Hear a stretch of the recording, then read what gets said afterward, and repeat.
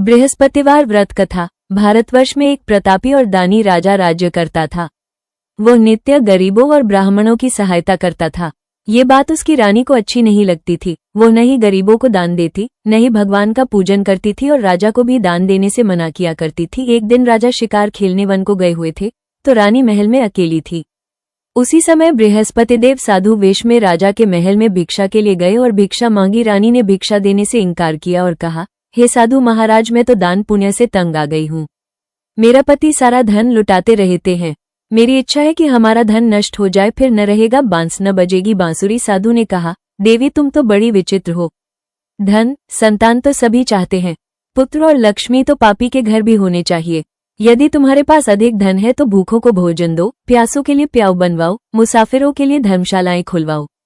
जो निर्धन अपनी कुंवारी कन्याओं का विवाह नहीं कर सकते उनका विवाह करा दो। ऐसे और कई काम हैं जिनके करने से तुम्हारा यश लोक परलोक में फैलेगा। परंतु रानी पर उपदेश का कोई प्रभाव न पड़ा।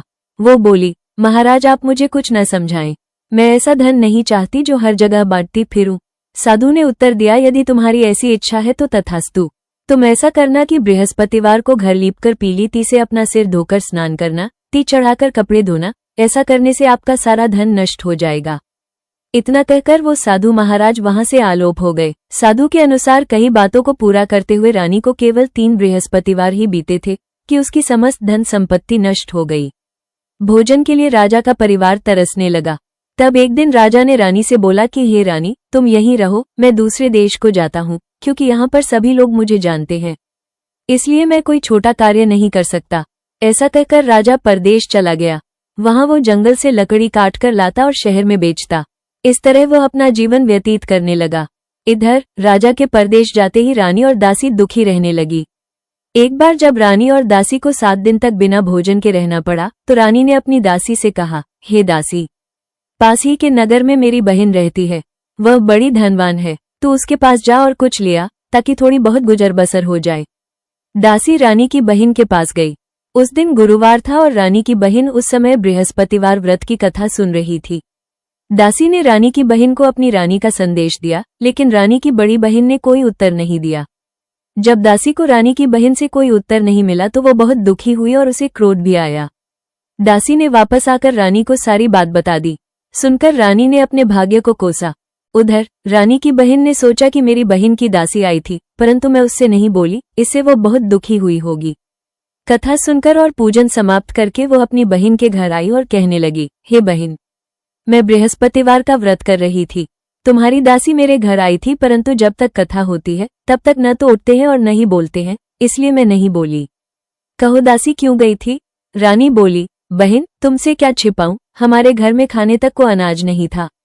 ऐसा कहते कहते रानी की आंखें भर आई। उसने दासी समेत पिछले 7 दिनों से भूखे रहने तक की बात अपनी बहन को विस्तार पूर्वक सुना दी। रानी की बहन बोली, देखो बहन, भगवान बृहस्पतिदेव सबकी मनोकामना को पूर्ण करते हैं। देखो, शायद तुम्हारे घर में अनाज रखा हो। पहले तो रानी को विश्वास नहीं हुआ, पर बहन के आग्रह करने पर उसने अपनी दासी को अंदर भेजा तो उसे सचमुच अनाज से भरा एक घड़ा मिल गया। ये देखकर दासी को बड़ी हैरानी हुई। दासी रानी से कहने लगी, हे रानी, जब हमको भोजन नहीं मिलता तो हम व्रत ही तो करते हैं, इसलिए क्यों न इनसे व्रत और कथा की विधि पूछ ली जाए, ताकि हम भी व्रत कर सकें। तब रानी ने अपनी बहन से बृहस्पतिवार व्रत के बारे में पूछा। उसकी बहन ने बताया, बृहस्पतिवार के व्रत में चने की दाल और मुनक्का से विष्णु भगवान का केले की जड़ में पूजन करें तथा दीपक जलाएं, व्रत कथा सुने और पीला भोजन ही करें। इससे बृहस्पतिदेव प्रसन्न होते हैं। व्रत और पूजन विधि बताकर रानी की बहन अपने घर को लौट गई। 7 दिन के बाद जब गुरुवार आया तो रानी और दासी ने व्रत रखा। घुड़साल में जाकर चना और गुड़ लेकर आई, फिर उससे केले की जड़ तथा विष्णु भगवान का पूजन किया। अब पीला भोजन कहाँ से आए, इस बात को लेकर दोनों बहुत दुखी थे। चूंकि उन्होंने व्रत रखा था, इसलिए बृहस्पतिदेव उनसे प्रसन्न थे। इसलिए वे एक साधारण व्यक्ति का रूप धारण कर 2 थालों में सुंदर पीला भोजन दासी को दे गए। भोजन पाकर दासी प्रसन्न हुई और फिर रानी के साथ मिलकर भोजन ग्रहण किया। उसके बाद वे सभी गुरुवार को व्रत और पूजन करने लगी। बृहस्पति भगवान की कृपा से उनके पास फिर से धन संपत्ति आ गई, परंतु रानी फिर से पहले की तरह आलस्य करने लगी। तब दासी बोली, देखो रानी, तुम पहले भी इस प्रकार आलस्य करती थी, तुम्हें धन रखने में कष्ट होता था, इस कारण सभी धन नष्ट हो गया और अब जब भगवान बृहस्पति की कृपा से धन मिला है तो तुम्हें फिर से आलस्य होता है। रानी को समझाते हुए दासी कहती है कि बड़ी मुसीबतों के बाद हमने ये धन पाया है, इसलिए हमें दान पुण्य करना चाहिए, भूखे मनुष्यों को भोजन कराना चाहिए और धन को शुभ कार्यों में खर्च करना चाहिए, जिससे तुम्हारे कुल का यश बढ़ेगा, स्वर्ग की प्राप्ति होगी और पितृ प्रसन्न होंगे। दासी की बात मानकर रानी अपना धन शुभ कार्यों में खर्च करने लगी, जिससे पूरे नगर में उसका यश फैलने लगा। बृहस्पतिवार व्रत कथा के बाद श्रद्धा के साथ आरती की जानी चाहिए। इसके बाद प्रसाद बांटकर उसे ग्रहण करना चाहिए। एक दिन राजा दुखी होकर जंगल में एक पेड़ के नीचे आसन जमाकर बैठ गया। वो अपनी दशा को याद करके व्याकुल होने लगा। बृहस्पतिवार का दिन था। एकाएक उसने देखा कि निर्जन वन में एक साधु प्रकट हुए। वो साधु वेश में स्वयं बृहस्पति देवता थे। लकड़हारे के सामने आकर बोले, हे लकड़हारे, इस सुनसान जंगल में तू चिंतामग्न क्यों बैठा है?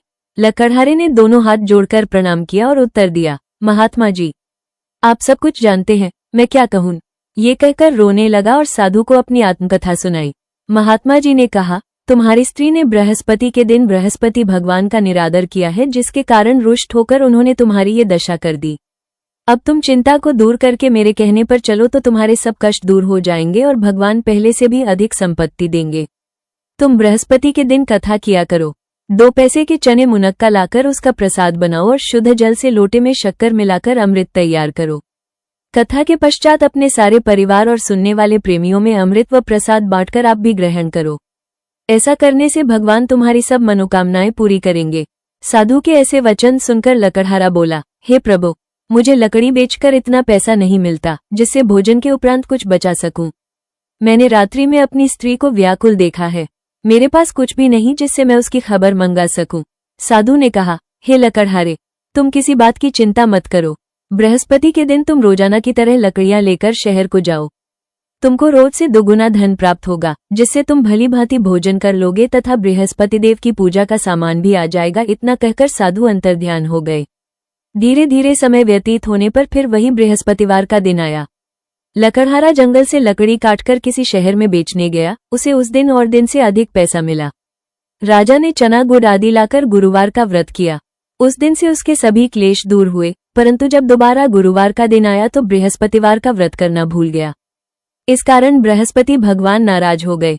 उस दिन उस नगर के राजा ने विशाल यज्ञ का आयोजन किया तथा शहर में ये घोषणा करा दी कि कोई भी मनुष्य अपने घर में भोजन न बनावे, न आग जलावे, समस्त जनता मेरे यहाँ भोजन करने आवे।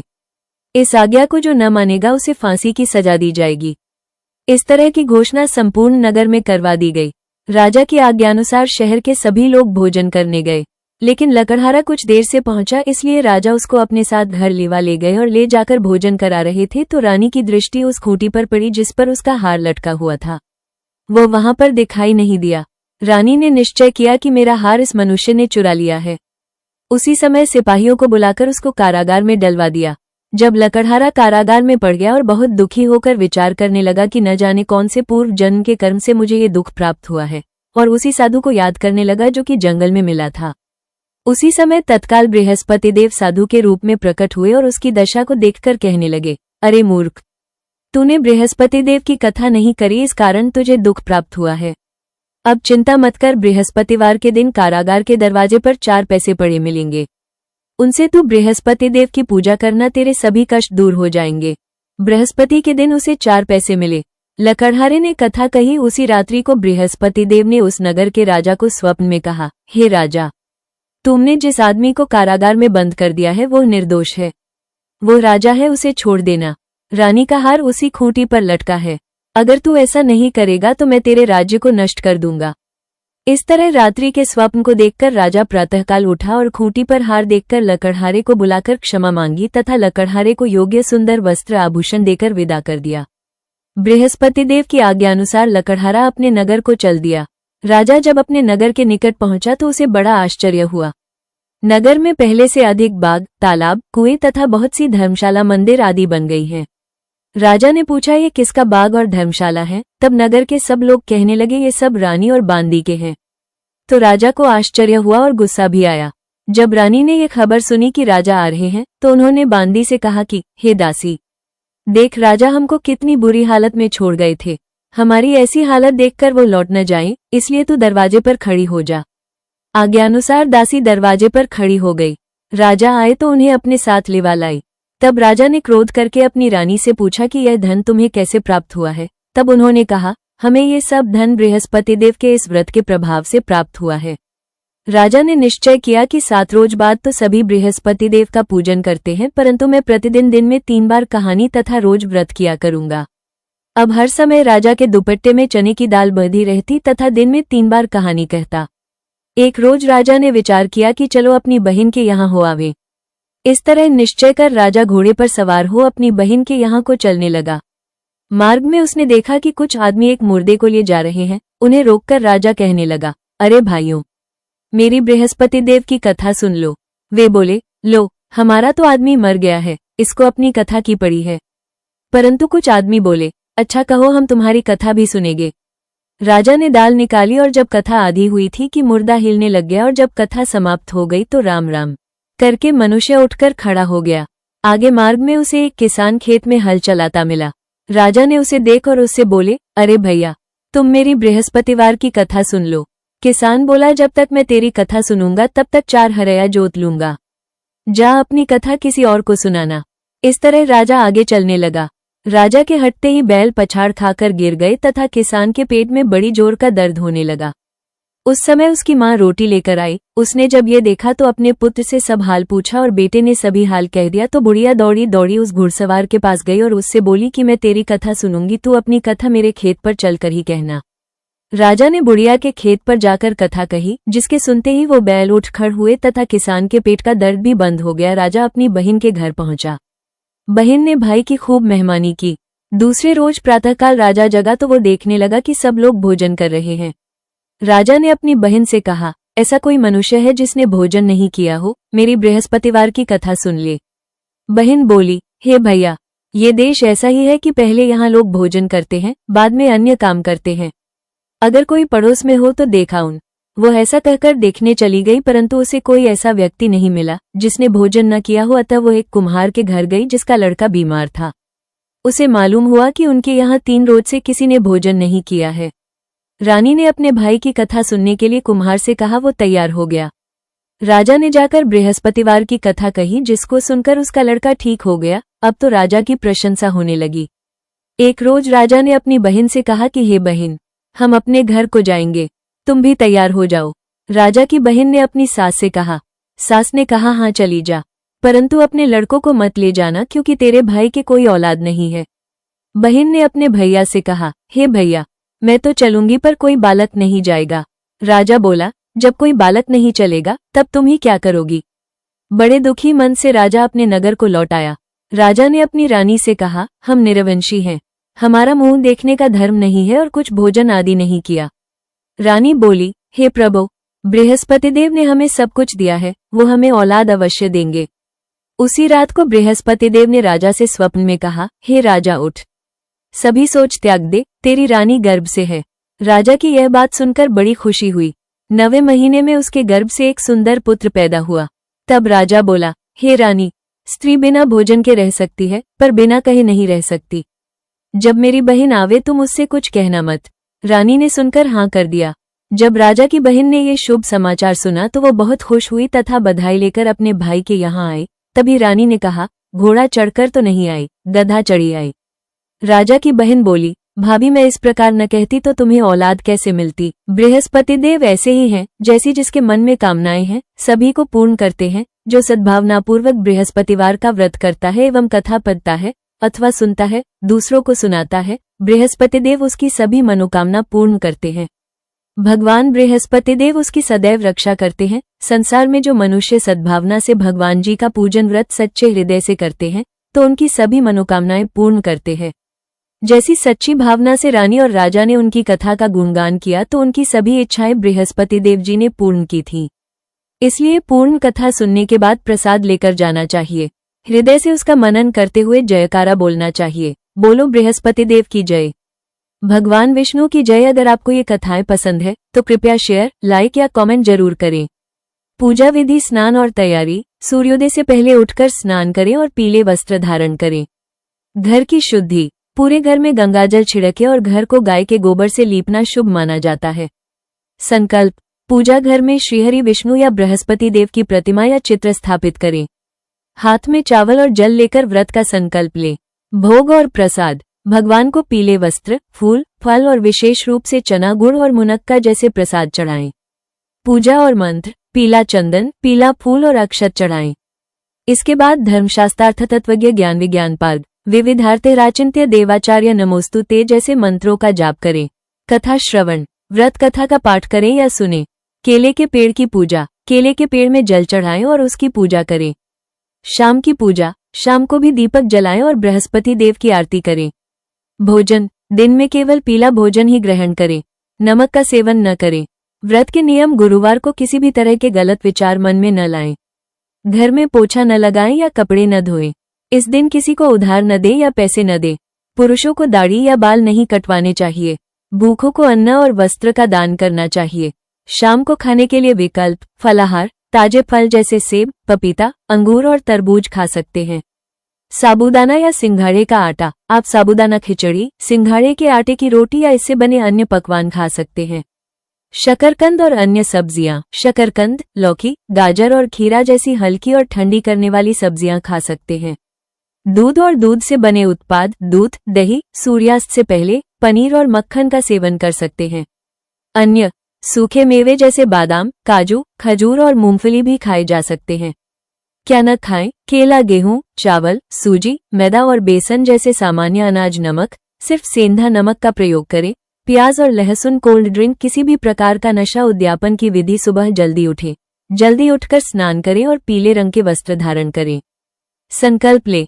हाथ में जल लेकर भगवान विष्णु के सामने अपने संकल्प को पूरा करने का संकल्प ले।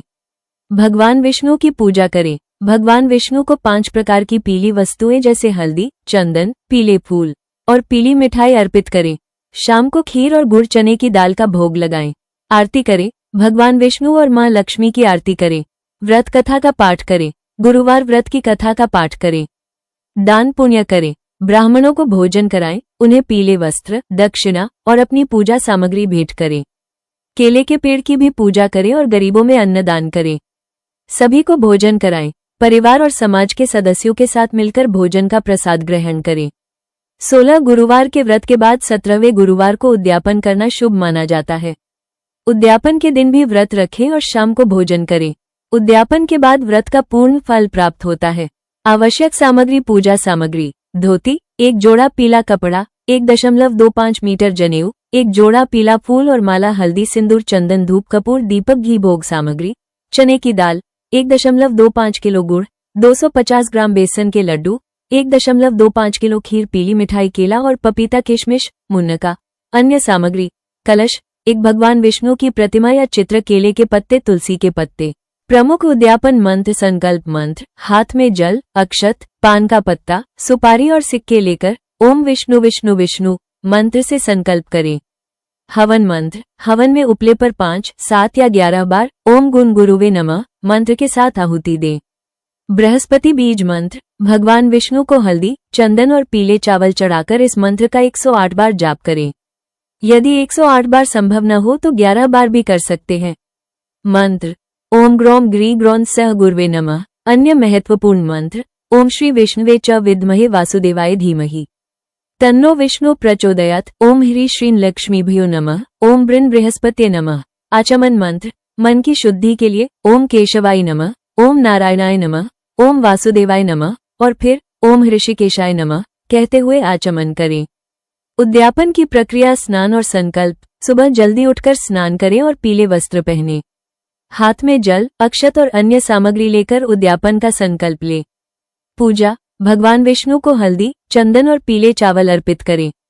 फिर हवन करें। आरती और भोग। पूजा के बाद भगवान विष्णु की आरती करें और खीर या पीले फल मिठाई का भोग लगाएं। प्रार्थना। हाथ में जल भरकर भगवान विष्णु से व्रत संकल्प पूरा करने की प्रार्थना करें। दान। गरीबों को पीले अन्न का भोजन कराएं और पीले वस्त्र व गुरुवार व्रत की पुस्तक दान करें। केले के पेड़ की पूजा करके जल अर्पित करें।